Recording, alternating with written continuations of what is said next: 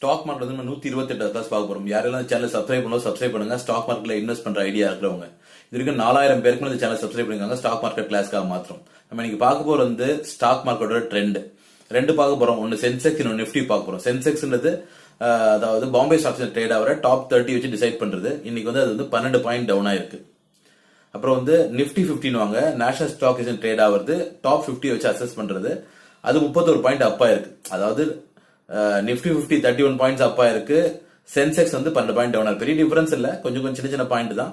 ஏன்னா வந்து சென்செக்ஸ் ஒரு புள்ளிகள் ஜாஸ்தின்றதுனால அது வந்து டவுன் காமிச்சிருக்கு, வேற எதுவும் இல்ல. இப்போ வந்து நல்ல growth உள்ள மார்க்கெட் தான், இன்வெஸ்ட் பண்ணலாம். நான் ஆல்ரெடி சஜஸ்ட் பண்ண டிவிஎஸ் சப்ளை செயின் சர்வீசஸ் பாத்தீங்கன்னா கிட்டத்தட்ட ஒரு 6% வரை growth கொடுத்துருக்கு.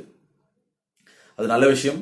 அது இல்லாம இப்ப என்ன சஜஸ்ட் பண்றேன்னா உங்களுக்கு வந்து டார்சான், எஸ்பிஐ கார்டு அண்ட் வேரோக் இன்ஜினியர்ஸ் இந்த விஷயம் 3 ஷேர் இன்வெஸ்ட் பண்ணா growth இருக்கும்.